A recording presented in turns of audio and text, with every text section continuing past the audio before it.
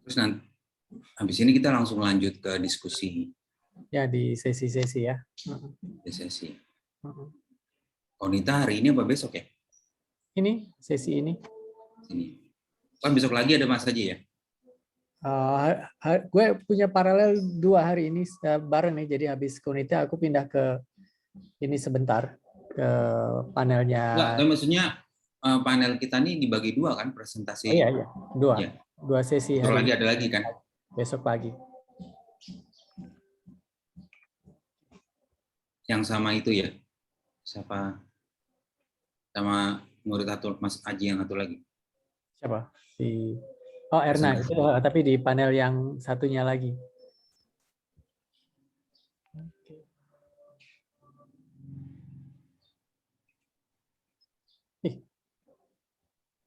Mbak Juri, ini udah jam 15.15 ya? Mbak Juri Atun Taibah. Oke, oh ya, maaf. Ya, saya biasa dipanggil Ibah, Pak. Ibah, maaf. Ya, agak ini makanya tadi Mbak Zuri. Oh ya, Zuriatun ya. Sorry. Jadi gimana nih kita main aja? Ya, kita kan kayaknya belum pernah ketemu juga ya, Pak Semianto. Iya. Aji, saya Aji. Aji ya. Biasanya di mana, Pak, hari-hari? Saya di Antropologi UI. Oke. Saya visip UIN. Oke. Ini di kantor, Bu? Nah, ini di rumah. Oh, oke. Enak juga. Sengaja di rumah. Kalau di Ya, kantor, teman-teman pada ke Makara tadi pagi, saya pikir saya nggak akan sempet lah. saya kalau di kantor jadi malas pakai ini terus, Pak. Masker. Itu di ini ya, Mas Haji, yang di Gedung Baru samping masjid ya? Iya, betul. Makara Art Center yang di pinggir Ini danau. Art Center itu kan? Kan Pak Sastro direkturnya. Itunya akustiknya state of the art-nya ya. Bagus. Kita akan selesai di jam 4 ya. Nah, ada 2 pembicara kunci nih, Mbak Iba. Iya, saya anut Pak Aji aja. Jadi kita ini aja ya. Habis ini mungkin kita 15.20, 3 menit lagi kita bisa mulai. Mas Aryo presentasikan dulu 20 menit, lalu kemudian nanti Mbak Eva juga 20 menit untuk memberikan direksinya, diskusinya. Teman-teman yang lain selamat sore. Yang lain sudah hadir berapa orang? 6 orang? Ada 8 ya. 8 orang. Termasuk kita. Termasuk kita. Kita tidak tahu yang lain terlempar kemana. Apakah kita aja ada 4 orang. Ada di ruang utama. Kita tunggu 2 menit ya. 15-20. Di ruang utama. Mungkin banyak yang enggak. Tadi soalnya udah dibilang tinggal join, tapi breakout room-nya belum muncul ya. Nah, ikonnya belum muncul. Breakout room-nya belum muncul, itu di atas yang muncul cuma room 1 aja kan? Jangan-jangan semuanya join ke room 1 akhirnya. Harus mencet yang tanda panah itu ke bawah, jadi bisa ada pilihan room 2, room 3, room 4 gitu kan. Nah itu tadi saya ini gimana nih? Saya cari-cari, oh ini ada anak panah ke bawah, nah baru ketemu. Iya. Nah biasanya saya kayak gini breakout itu tinggal klik join di sebelah gitu, itu aja nggak perlu milih-milih ruangan. Nah ini pilihan saya banyak yang ke 1. Ya. Karena kita ngeklik ininya, Pak. Oke. Mungkin Mas Aryo bisa siapkan ininya apa? Ya makanya saya belum bisa share screen. Oh, Mas Operator bisa dijadikan co-host, Mas Aryo.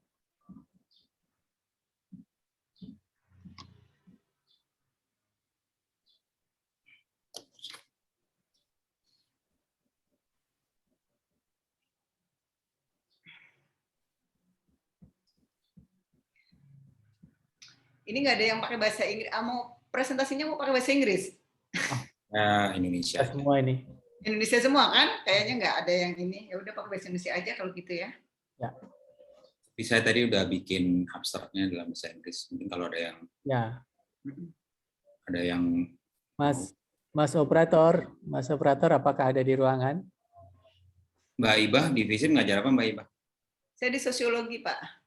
Oh, Biasanya ngajarnya apa namanya, sosiologi klasik, MPS, kuantitatif. Mas Dadi di mana tuh Mas Dadi? Mas Dadi itu kalau nggak salah di Akfil ya, Akidah Filsafat ya. Oh, bukan di antropologi. Kita belum nggak ada antropologi. Oh, nggak ada antropologi. Cuma Ada, sosiologi. Sosiologi, HI, Kesos ya. Ya. Kesos ada di dakwah, Pak. Itulah. Dakwah dan komunikasi. Kan kita suka bercanda. UIN itu kan semuanya fakultas dakwah. Jadi semua Suara bisa saya, berdakwah. mohon maaf. Ya, ya Dengar ya? tentunya. Oke. Bisa bikin Mas Oh, Aryo Bapak take-off? Aryo katanya mau share screen sendiri. Ya. Ya, Oke, ya Mas. belajarnya ya. Lalu Bu Konita juga akan share screen nanti, tapi ya sesi nanti. Oke, baik. Mas Aryo bisa share screen. Lalu nanti masih ada satu pembicara belum datang, Mbak Eva. Ibu Konita, Pak Irham, Bu Naini. Mas Haji. Oh, Ya. Mas Naini ya ini ya, Mas Naini. Sebelum Yunus Mustafa. sambil nunggu Mbak Eva, perkenalan aja dulu peserta. Boleh ya, saya ini aja Mencarikan suasana. Silahkan, Mbak Iba. Boleh dimulai dari, baik ya, saya mulai aja ya, Pak Ya. Haji. Ya. Silahkan, Bu. Baik, terima kasih Bapak Ibu. Assalamualaikum warahmatullahi wabarakatuh. Waalaikumsalam warahmatullahi wabarakatuh. Senang sekali sore hari ini kita bisa bertemu ya dalam acara conference yang saya kira sangat penting topiknya, dan yang mendaftar di room 6 pada umumnya udah hadir, tinggal nunggu Mbak Eva saja. Seperti yang tadi diusulkan oleh Mas Aryo, saya kira memang kita mulai dari perkenalan saja ya, perkenalan masing-masing, dan kita semua sudah tahu bahwa akan ada 2 narasumber di klaster ini, Mas Aryo dan Bu Eva, dan terus kemudian nanti akan lanjut dengan presentasi dari masing-masing paper yang sudah disubmit ya. Ada Pak Mahmud Yunus Mustafa, ada Pak Naini ya, Amanullah, terus kemudian Pak Irham dan Ibu Konita Siniarto. Saya moderator ya dalam hal ini. Saya Duriatun Thoyibah. Saya sehari-hari bekerja di FISIP UIN Jakarta, Sewadek 2 ya, bidang administrasi umum, dan dulu mendapatkan gelar PhD saya dari Auckland University, sama pernah juga di UI gitu ya, jadi double gitu. Itu mungkin perkenalan singkat dari saya. Dan untuk narasumber, mau saya perkenalkan atau mau kenalan sendiri Pak Aryo? Sendiri aja deh. Silakan Pak Aryo. Ya, saya Aryo Danusiri. Saya dosen antropologi UI. Saya juga semester gasal ini visiting researcher di Sekolah Ilmu Lingkungan UI. Saya biasa mengajar antropologi linguistik, antropologi komunikasi, antropologi perkotaan. Dan di S2 saya mengajar antropologi media dan teknologi dan publik. Oke. Dari Harvard ya Pak ya, S3-nya ya, mantap. Oh Pak Matesan kenal Pak Dadi. Iya. Terus? Bu Eva sudah hadir ya. Bu Eva udah hadir ya? Ya Pak Haji, maaf, saya tadi ke main session terus kok nggak ada yang saya kenal ya namanya. Kok nggak ada yang saya kenal namanya. Saya bolak-balik 3 kali. Pas saya lihat ada breakout rooms, mungkin di sini kali ya, itu. Ternyata.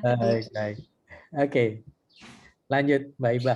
Baik, selamat datang Ibu Eva Farunisa, nama yang sangat terkenal saya kira, dan saya juga teman dia di Facebook, jadi saya juga mengikuti cerita-ceritanya. Tapi tadi Pak Aryo meminta untuk memperkenalkan sendiri. Apa Bu Eva mau diperkenalkan atau memperkenalkan sendiri? Saya terserah Ibu Zulia. Bu Eva memperkenalkan sendiri saja kalau begitu. Oh baik, Bismillahirrahmanirrahim. Assalamualaikum warahmatullahi wabarakatuh. Salam. Salam. Ya, saya dengan Eva. Saat ini saya mengajar di ANU, the Australian National University. Saya bergabung di ANU akhir 2019. Saya bergabung di Department of Anthropology, School of Culture, History and Language. Kemudian kemudian sebelum di ANU saya sempat mengajar di Victoria University of Wellington di New Zealand di Religious Studies-nya selama 3,5 tahun. Dan sekarang bersilaturahmi di sini. Terima kasih. Itu ya Bu ya. Oke. Ya, saya kira kalau dari CV-nya itu Bu Eva ini sekarang bekerja di 3 institusi ya. Mantap. ANU, Victoria masih. Iya, sebetulnya 1, yang 2 itu biasa kan kayak adjunct researcher. Kalau kita masih punya mahasiswa di kampus yang 1 diminta untuk jadi supervisor, jadi dimasukkan ke dalam adjunct researcher atau visiting fellow gitu. Tapi kerjanya di ANU. Yang 2 itu karena masih ada. Baik, kebetulan saya pulang Bu Eva ke New Zealand ya. Saya pulang dari Auckland, Bu Eva ke New Zealand, jadi nggak ketemu. Walaupun nama itu sangat begitu familiar di telinga saya, karena kamu bukannya harusnya ketemu dengan Bu Eva. Enggak, saya pulang dia kayaknya datang. Gitu. Dan beda pulau juga, karena orang berpikir Wellington dengan Auckland itu dekat. Ternyata jauh gitu kan. Iya, betul. Baik, yang tak kalah penting saya kira penanggung jawab ya, Pak Aji, silakan. Oke, makasih Mbak Iba. Saya Aji di Departemen Antropologi Universitas Indonesia, dan saya sebenarnya mewakili Asosiasi Antropologi Indonesia yang berkolaborasi dengan Universitas NU Jakarta ya untuk menyelenggarakan simposium ini. Dan saya mengajukan tema mengenai pendidikan ya.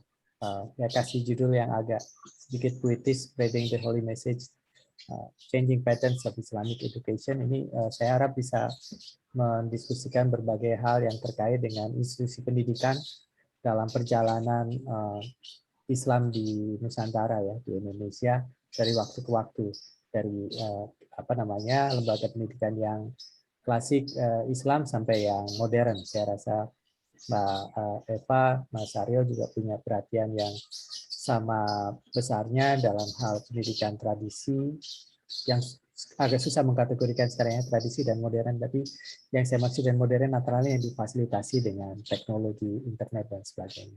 Mudah-mudahan kita nanti bisa mendapatkan diskusi yang menarik. Terima kasih, Mbak Iba. Baik, saya kira untuk perkenalan yang lain bisa nanti ya setelah presentasi dari Mas Aryo dan Mbak Eva ya. Saya persilakan pertama kali kepada Mas Aryo. Saya kira waktu tadi berapa Pak? 15 apa 20 menit? 20 menit masing-masing. 20 menit. Masih bisa, Mas Aryo, silahkan. Oke.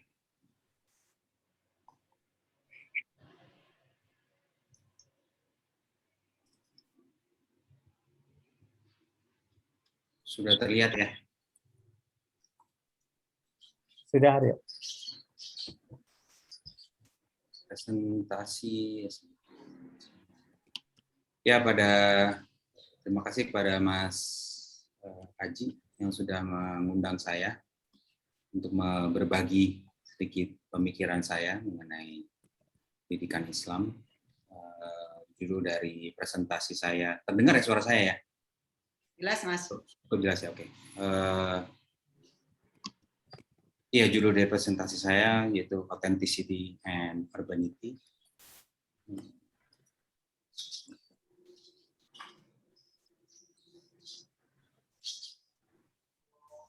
Ini image pertama, harusnya image yang saya punya tahun 2009.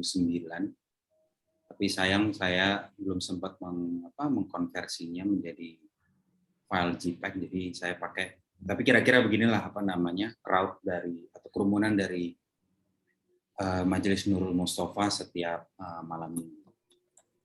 Baik, saya mulai. Saat itu, Agustus 2009, 1 minggu sebelum bulan Ramadan dimulai. Di malam yang ramai dan panas di Jakarta, saya berada di iring-iringan motor bersama puluhan pemuda muslim berpakaian muslim koko dan peci putih gaya Arab. Dalam raungan sirine mendominasi irama malam, sang pemimpin konvoi, seorang pemuda Hadrami keturunan, berada di mobil mewahnya, dan 2 petugas polisi di sepeda motor memimpin konvoi menuju lokasi acara, melewati jalan-jalan yang dihiasi dengan bendera dan spanduk yang ditulisi dalam aksara Arab yang sulit dapat dimengerti oleh banyak penduduk ibu kota. Ternyata tujuan konvoi bukanlah masjid atau tempat keramat, melainkan berhenti di Jalan Gatot Subroto, salah satu jalan utama Jakarta yang sejak sore hari telah diblokir sekitar 1 kilometer dan dihiasi dengan bendera dan spanduk identitas kelompok sekaligus pengingat tekstual dalam bahasa Indonesia untuk menghormati Sang Nabi Muhammad SAW. Pengikut melantunkan puisi merdu qasidah Thala al-Badru alaina sembari memainkan hadroh merdu untuk menunjukkan rasa hormat bahwa Sang Nabi telah datang dengan para pemimpin dalam konvoi. Segera di atas panggung, para pemimpin memulai inti pertunjukan. Membaca liturgi biografi Nabi Muhammad SAW, teks Simtot Duror dinaungi wangi buhur yang telah dibakar sejak sore hari tanpa henti. Kamera-kamera video digital menangkap adegan-adegan di panggung yang segera dipancarkan oleh proyektor digital portable ke layar-layar dengan kain putih sederhana dengan kerangka bambu yang diletakkan di sepanjang jalan arena lengkap dengan daya suara 3000 watt yang membahana. Malam itu 7 layar lebar sebar di antara kerumunan yang terbentang sepanjang lebih dari 1 kilometer. Kerumunan mengikuti peristiwa sambil duduk bersila di jalan, sementara di belakang semakin banyak orang datang dan masuk. Parkiran motor semakin sesak bertambah dan memperkuat batas-batas blokade lokasi majelis. Saya segera menaiki jembatan penyeberangan untuk mendapatkan pandangan bird's eye view. Kerumunan telah menutup jalan, memaksa polisi untuk mengarahkan semua mobil untuk mengambil jalan tol di sebelahnya yang terpaksa digratiskan karena tidak ada solusi lain. Bazar di pintu masuk majelis tampak semarak dengan penjual membuka berbagai barang dagangan religi maupun sekuler. Belum lagi souvenir-souvenir di tenda-tenda milik majelis sendiri. Pertunjukan dan kerumunannya mengubah lanskap kota menjadi area perayaan kerakyatan di malam minggu untuk para pemuda kota. Apakah yang terjadi di atas panggung dan jalan Gatot Subroto malam itu? Apakah itu peristiwa atau acara? Bila dikatakan acara, maka kita akan mengacu pada teks preskriptif yang dicantumkan di baliho berukuran 3 x 4 meter yang dipancangkan persis di bawah patung Dirgantara Pancoran malam itu.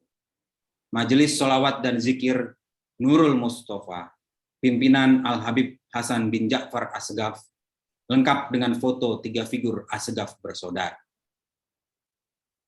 Bila kegiatan menutup jalan utama Jakarta yang padat itu disebut peristiwa, maka peristiwa apa yang terjadi? Peristiwa agamakah? Peristiwa perkotaan? Peristiwa hiburan? Atau peristiwa pendidikan?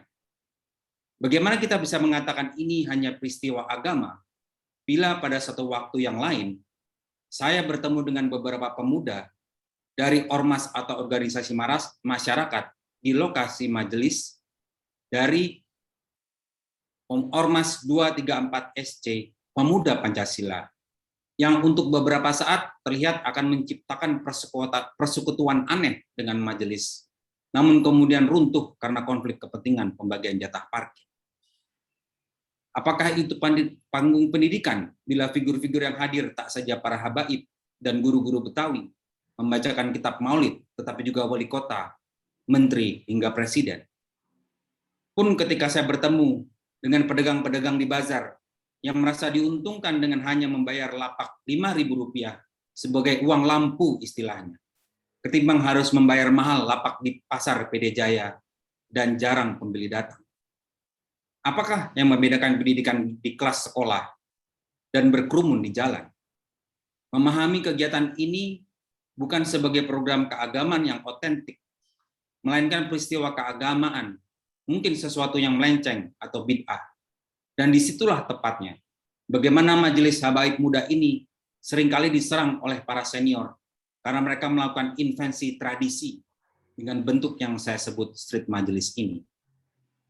Merayakan kemungkinan-kemungkinan dalam memahami kegiatan ini sebagai peristiwa berkerumun ketimbang peristiwa publik, dalam hemat saya, adalah sebuah cara untuk menanggapi berbagai kritikan yang akhir-akhir ini dilancarkan terhadap antropologi Islam sebagai too much Islam in the anthropology of Islam.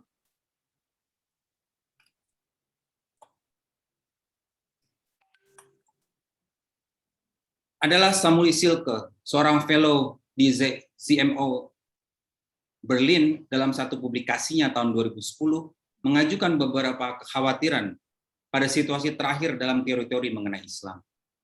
Apakah apa yang Silke khawatirkan ialah pertama, Islam bukanlah sesuatu yang mudah didefinisikan.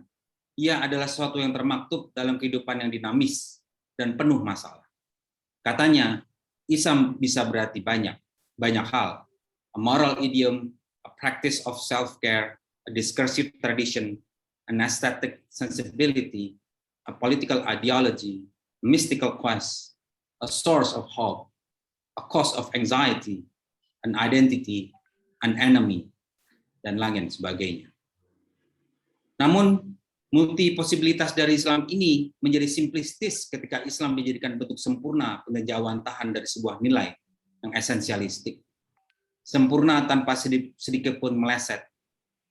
Dalam modernization trope misalnya, perfectionist perspektif terhadap Islam dituangkan dalam konstruksi kritis bahwa Islam yang muncul di perkotaan sering disebut sebagai urban Sufism, sebagai sekedar outlet dari jiwa-jiwa dahaga mencari makna. Kota sebagai situs modern menjadikan agama sebagai belaka bentuk yang imperfect dan instant, sedangkan rural area menyediakan spiritualitas yang original dan murni. Pandangan ini tentu saja lahir dari perspektif strukturalisme, fungsionalistik yang mengistimewakan oposisi binari, rural-urban, traditional-modern, yang menjadikan banyak invensi dalam Islam sebagai belaka manifestasi inferior dari image Islam yang ideal.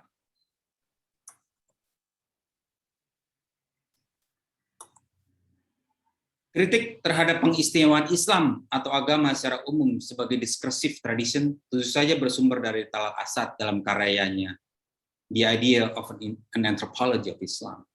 Asad menandaskan bahwa discursive tradition sebagai inti dari dinamika dengan mendefinisikannya sebagai, saya kutip, sebuah tradisi pada dasarnya terdiri dari wacana-wacana yang berusaha untuk menginstruksikan para praktisi mengenai bentuk dan tujuan yang benar dari suatu praktek tertentu yang justru karena telah mapan memiliki sejarah. Islam diskursif ini dapat dibedakan dari living Islam yang berdasarkan pandangan bahwa Islam sebagai korpus pengetahuan dan sistem yang mapan dan general mengalami repetisi dalam waktu sejarah. Paham Islam generalitas ini terlihat dalam kata kunci instruktif yang digunakan Asad untuk mengkategorikan Islam sebagai wacana idealis yang terkodifikasi dan benar dan siap dijadikan sebagai pedoman untuk direalisasikan dalam keseharian. Karena Islam telah siap dan mapan untuk direalisasikan oleh umat, maka pendidikan sebagai konsekuensinya dipahami cuma sebagai kanal untuk mengintermediasi. Bila sistem pengetahuan dianggap formal dan struktural, maka kanal-kanal yang digunakan untuk terwujud dalam bentuk-bentuk yang formal terukur dan terprediksi. Street majelis atau majelis-majelis lekar di musola-musola di sudut-sudut perkampungan kota dianggap sebagai praktek-praktek yang kurang berwibawa ketimbang pendidikan formal di bangunan-bangunan konkret dan besar. Cara pemahaman yang hierarkis ini berdasar pada obsesi pembentukan nomenklatur Islam, Islam modern, ortodoks, ultra-tradisionalisme, dan lain sebagainya, yang bertujuan untuk mengklasifikasi berbagai nilai-nilai substantif Islam. Hal inilah yang dikritik oleh Silke sebagai too much Islam in the anthropology of Islam.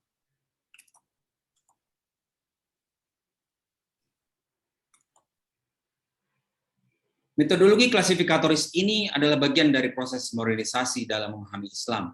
Islam yang modern adalah agama yang tekstual dengan grammar yang jelas, sehingga dapat dipisahkan dari Islam yang sinkretik dan mistikal.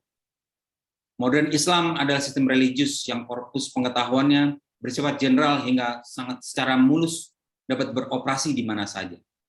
Inilah cara pandang inovasi yang difusionistik, seperti disampaikan oleh Bruno Latour, seorang antropolog inovasi, bahwa pandangan ini problematik karena sibuk pada berbagai aspek inovasi yang saya kutip dari Latour, yaitu asimetri antara yang layak dan tidak layak, yang nyata dan yang dibayangkan, atau yang realistis dan yang idealis, mendominasi sebagian besar studi inovasi.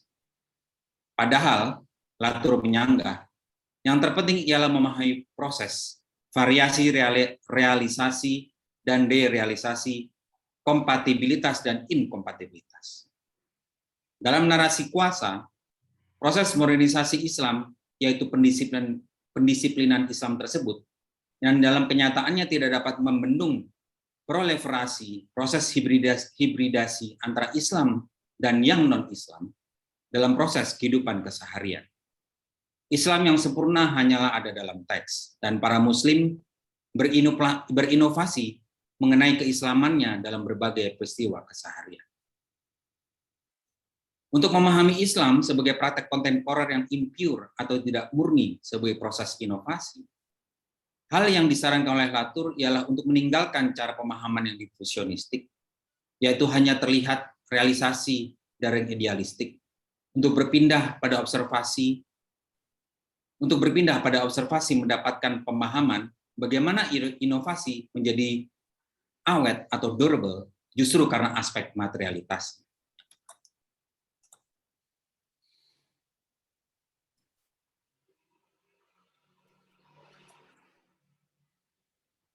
Hal ini bisa kita lihat pada durabilitas makam Mbah Priok di Koja, Jakarta Utara.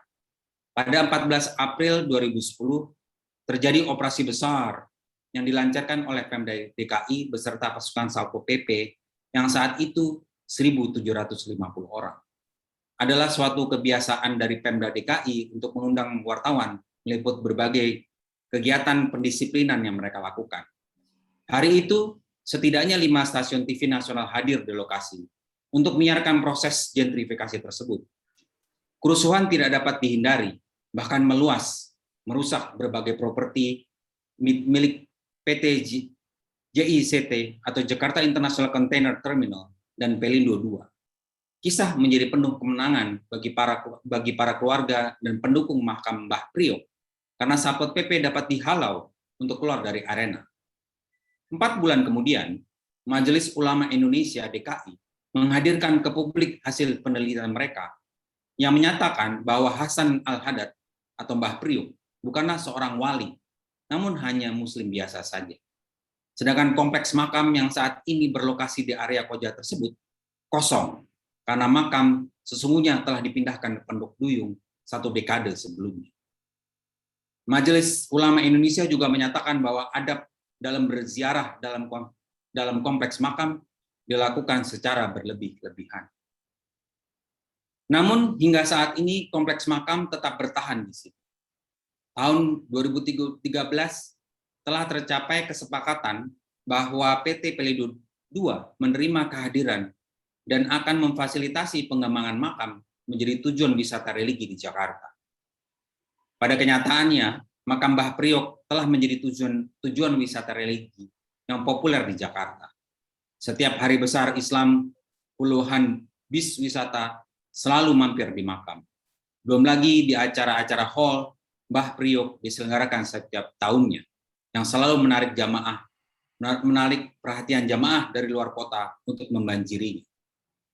Bukan hanya jamaah muslim saja yang membuat makam menjadi awet dan mapan, tetapi juga para politikus dan pejabat, termasuk Basuki Cahayapurnama alias Ahok, yang pada masa Pilkada DKI 2017 mendukung penuh kehadiran makam. Kemapanan dari makam Mbah Priok tidaklah hanya didukung oleh para muslim yang taat dan percaya pada para wali Allah dan rutin melakukan ziarah kubur, tetapi juga didukung oleh berbagai aktor-aktor urban lainnya. Hal yang membuat makam ini menjadi objek yang tidak saja religius, tetapi juga urban. Pada tahun 2010, saat televisi menayangkan bentrokan Mbah Priok, sesungguhnya memungkinkan orang asing untuk mengambil, atau bukan jamaah, untuk mengambil bagian dari insiden itu. Adalah menyesatkan untuk berpikir bahwa semua orang di kerumunan yang membela makam itu pada tahun 2010 adalah kaum muslim yang percaya pada kewalian dari Mbah Priok. Tak disangka, saya bertemu dengan seorang pemuda bernama Arman di sebuah jamaah Majelis Rasulullah di Tanjung Priok yang menceritakan sebuah kisah menarik tentang pengalamannya mengikuti bentrokan. Arman lahir di Madura dan saat masih sekolah, ia membantu ayahnya yang seorang pedagang kaki lima ilegal atau informal untuk menjual baju dan celana panjang di Pasang Permai, pasar yang tidak jauh lokasinya dari lokasi makam. 3 bulan sebelum bentrokan di makam Mbah Priok, petugas ketertiban umum atau Satpol PP menghalau pedagang-pedagang informal di pasar Permai tersebut. Bentrokan ini cukup serius, meskipun tidak ada korban jiwa, dan banyak pedagang informal dari suku Madura, juga dari suku Betawi, kehilangan tempat di pasar. Ketika bentrokan Mbah Priok terjadi, karena dendam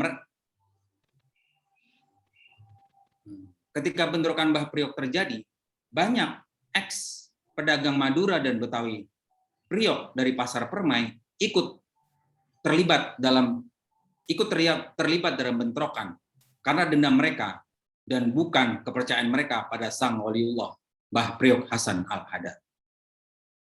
Kemapanan Mbah Priok pada hari ini tidak bisa dikerangkakan hanya sebagai realisasi dari religious authenticity, karena keautentisitas dari makam ini tidak diakui oleh MUI sebagai organisasi pendisiplinan Islam di Indonesia. Juga tentu saja sirkulasi orang-orang yang datang berziarah ke makam tersebut menjadi faktor yang mendukung bahwa makam tersebut didukung oleh sejumlah kaum muslim. Tetapi di sisi lain, kita juga bisa mengkerangkakan bahwa makam ini adalah situs perkotaan, tepat karena keberadaannya yang didukung oleh aktor-aktor non-religius yang memiliki intensi, manipulasi politik, atau juga dendam berbasis kelas sosial. Apakah komplek makam ini dikatakan objek agama atau objek perkotaan? Mungkin tidak bisa diklasifikasikan sebagai salah satunya. Namun, sebagai sebuah ruang yang otentik urban Islam, yaitu ruang yang dapat mengakomodasi berbagai kepentingan keruangan bagi beragam aktor, ketimbang hanya melihat bahwa situs ini adalah oase dari jiwa-jiwa dahaga yang mencari ketenangan jiwa.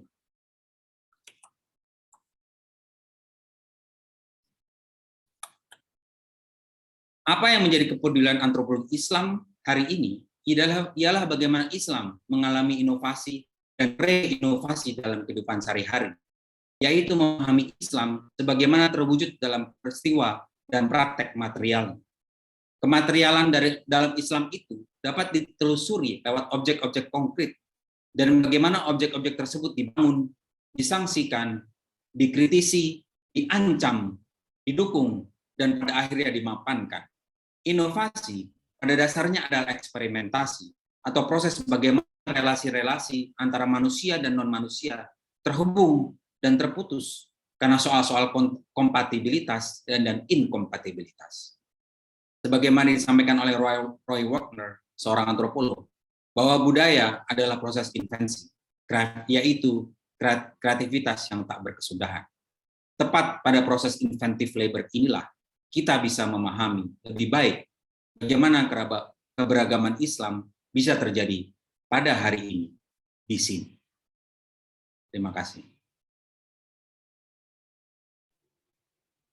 Baik, terima kasih Mas Aryo. Saya kira satu presentasi yang cukup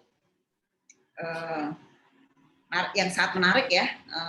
Bagaimana Mas Aryo menjelaskan tentang hal-hal yang terjadi belakangan ya, tentang makam Mbah Priuk, tentang bagaimana MUI menanggapinya, terus bagaimana juga masyarakat dan politisi, dan itu bagian dari bagaimana Islam dipahami pada saat ini.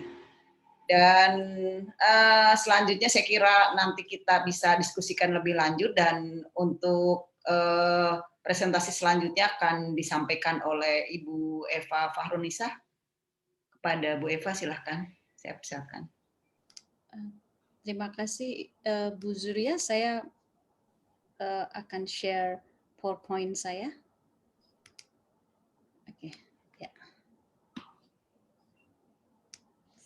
Saya sudah share PowerPoint saya ya Bu ya. Ya, baik. Baik ya.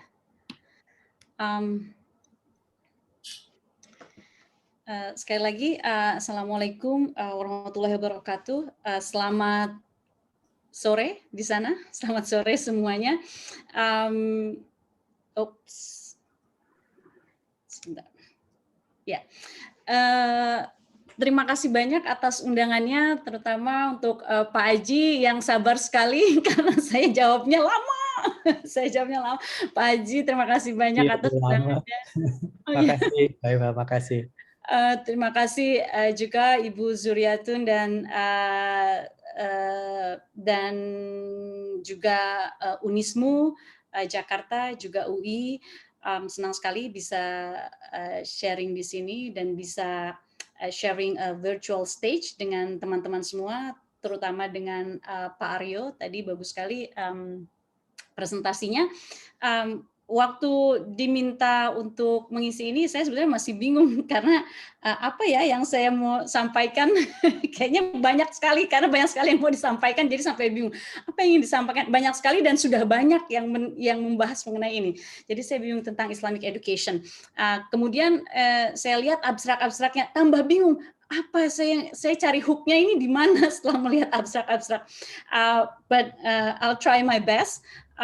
Pak Kiai Suwaidi, saya tanya ke Pak Kiai Suwaidi, saya harus bicara pakai bahasa apa? Yang jelas kalau bahasa Jawa atau bahasa Makassar, bahasa Sunda, saya sudah give up. Pak Suwaidi bilang pakai bahasa Inggris, Mbak. Oke, jadi saya siapin pakai bahasa Inggris. Tapi ini aja kita mixed aja.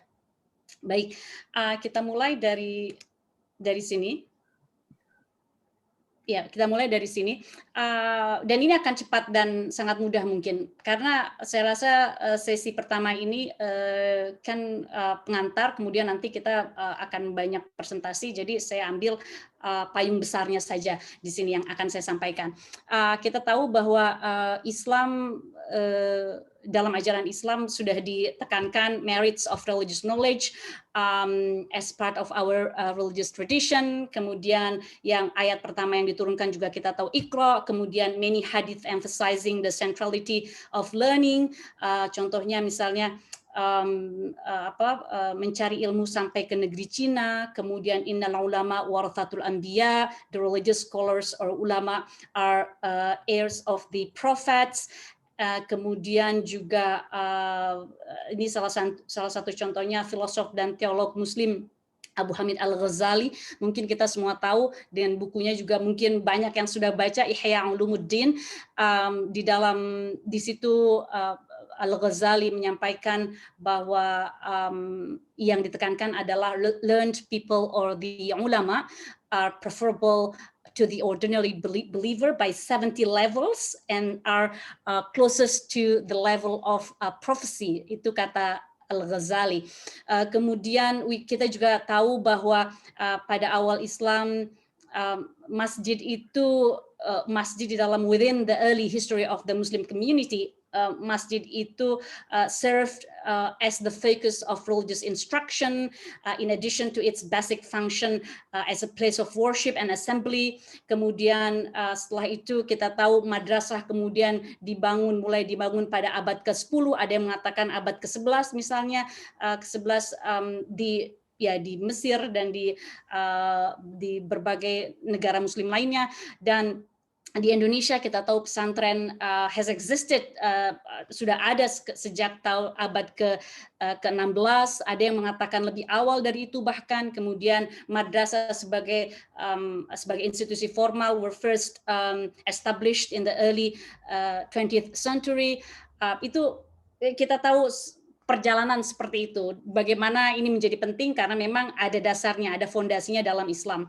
Kemudian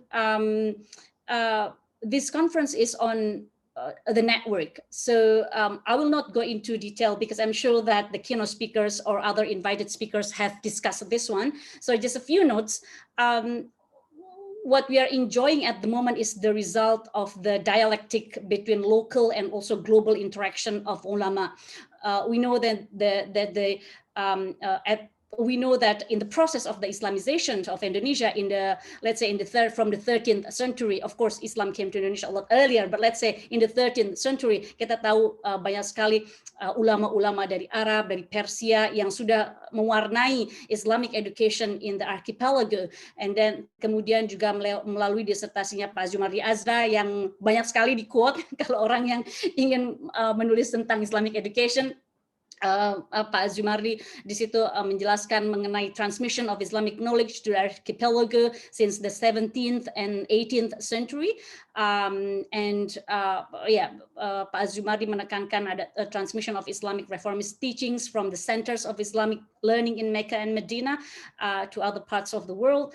And also kemudian juga mereka yang melakukan haji pada abad Martin van Brunessen menekankan hal ini in the 17th century. For example, those who traveled for Hajj, they stayed there in Mecca for studying. Banyak contohnya ulama-ulama kita, diantaranya Abdurrahman of Singkel dari Aceh, kemudian juga Yusuf dari Makassar, juga pada abad ke-17 pergi ke Mekah dan lama tinggal di sana. Kemudian setelah mereka kembali, they acquired influential positions in Indonesia. Mereka menjadi judges or advisors to the ruler at that time. And following this, we know that in the 19th and 20th centuries, Egypt became popular among ulama in Indonesia besides Mecca and Medina. Kemudian another important point that we need to underline in our that I want to underline in my discussion of Islamic education is that over the course of the 19th and early 20th century, we have witnessed waves of Sunni reformers from the Middle East to Asia, including to Indonesia.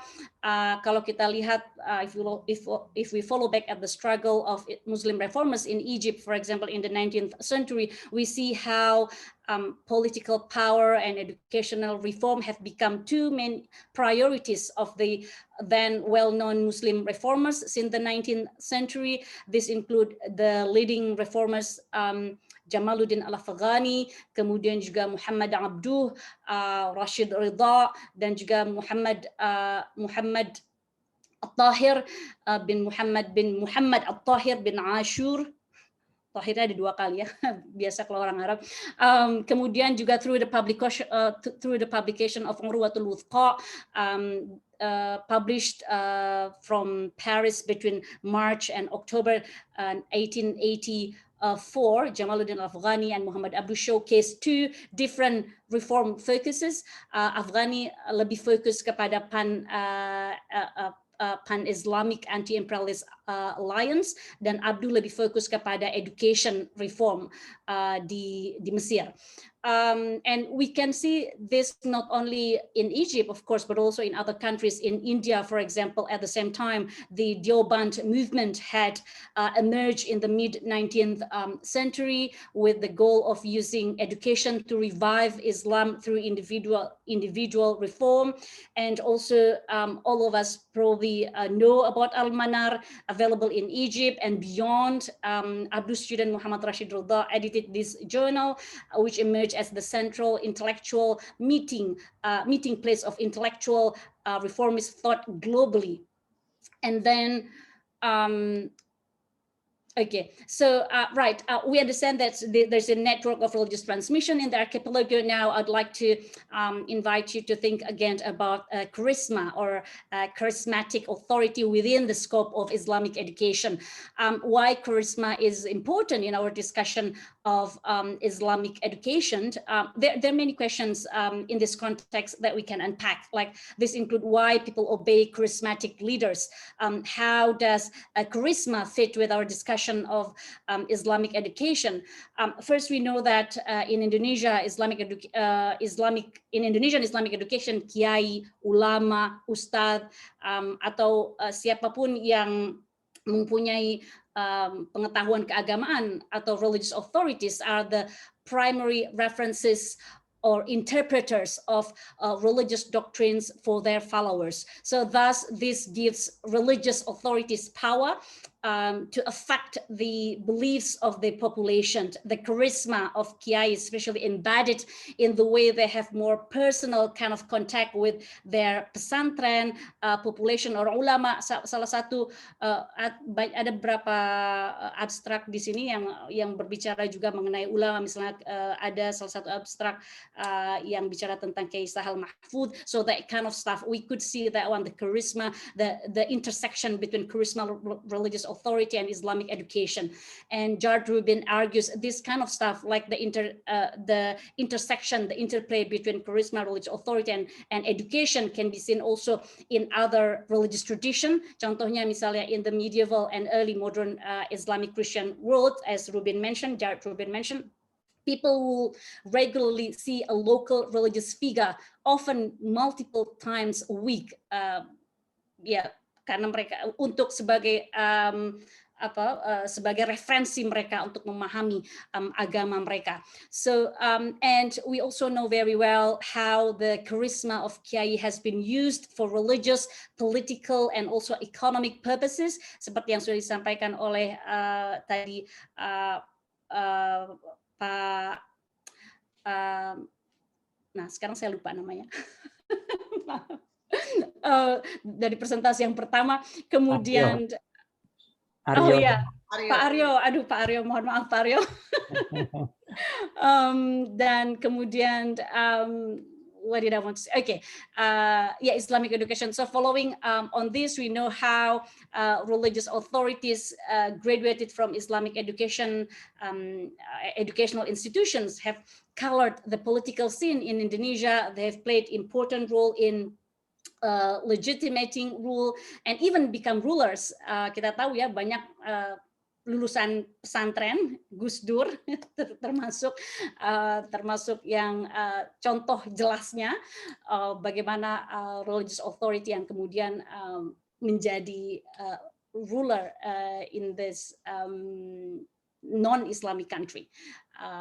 Okay, so and looking back to the history of Islam, we also know the successors of the Prophet Muhammad, the first four caliphs, claimed religious authority for themselves.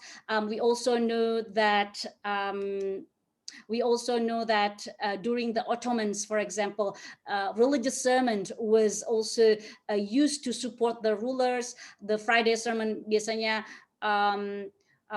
sholat Jumat itu di dalam sholat Jumat biasanya ada bagian khusus yang disebutkan doa-doa khusus untuk sultan pada masa Ottoman periods. Kemudian the same thing has also, kita juga bisa melihat hal yang sama di Indonesia juga. And during the New Order period, for example, the government can see how also religious authorities were effective at providing legitimacy in Indonesia. Right. Papers in this panel emphasized how religious authorities and Islamic education have played a great role in various domains. It can be political, or it can be in the economic domain. And in addition, what we can see in the 21st century, the link between political and religious charisma has become blurred. The line has become blurred. How many kiai or ulama I mentioned before have become politicians nowadays, and okay, and also okay, and the other thing is I mentioned about the charisma, that I don't want to go into great detail on charisma, but we know that there are many approaches to charisma according, we know, kita tahu karisma, kalau kita bicara tentang karisma ada Max Weber di dalamnya, charisma according to Weber. We can just probably translate it as a personal attribute that enables individual to stand out from ordinary people. Weber also mentioned exceptional powers or qualities when he talked about charisma, and many studies on charisma often also emphasize on its connection with exceptional qualities, or like kalau di dalam tradisi Islam misalnya mursyid, di dalam tradisi Sufi. And within the Islamic tradition, we also know that there are many examples in which a charismatic aura may also be attributed to scholars in the mainstream of the learning community. So, for example, Ustadz di Islamic boarding schools, atau juga dosen bahkan di Islamic universities too in Indonesia. So and the other thing is Weber also mentioned that charismatic and legal rational authority may exist in the same person, and specifically in scholars of religion. Nanti mungkin ketika nanti ada salah satu abstrak ada yang membahas mengenai Kiai Sahal Mahfuz, ya itu kita bisa melihat jelas sekali karismanya Kiai Sahal, dan nanti mungkin kita bisa bahas lagi. And we can see this phenomenon was widely accepted in Islam of the medieval and Ottoman periods. Ulama acquired such attributes such as barakah, for example, blessings.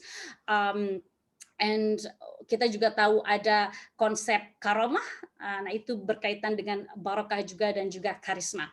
Okay. Oh, that's the end of my slide. Is that? Oh, yeah, this is the end of my slide. Okay, so we understand now many ulama have also used advanced technology in their dakwah. Tadi juga salah satunya Pak Aryo sudah menjelaskan juga itu apa, Nurul Mustafa itu kan banyak sekali ya yang dia gunakan, platform-platform yang dia gunakan untuk merekrut followers dari atau merekrut jamaah ya, jamaah Nurul Mustafa. Kemudian ya, and digital and online media have also produced a new type of preacher. Sometimes some scholars mentioned the term new Islamic preachers. In Indonesia we have many examples of this one, yang sedang naik daun, banyak ya yang sedang naik daun. Ada ya Agim lah, UAS lah, dan lain sebagainya. In other countries like Egypt, the prominent examples are Amr Khalid from Egypt, and also in Kuwait there's also Tariq Suidan.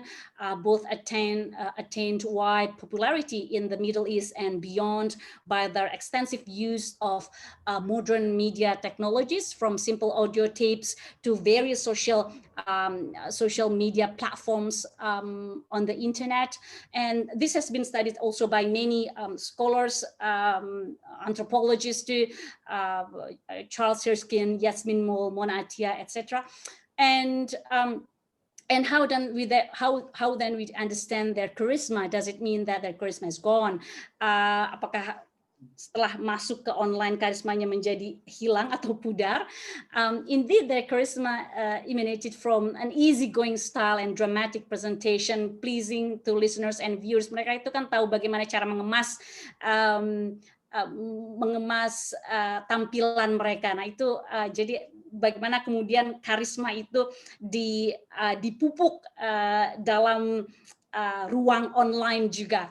And the growth of these pop preachers or ulama YouTube also signifies that the sources of charisma are varied, and charismatic authority can contrast with traditional authority. But there are many questions when I present my work on religion and digital religion.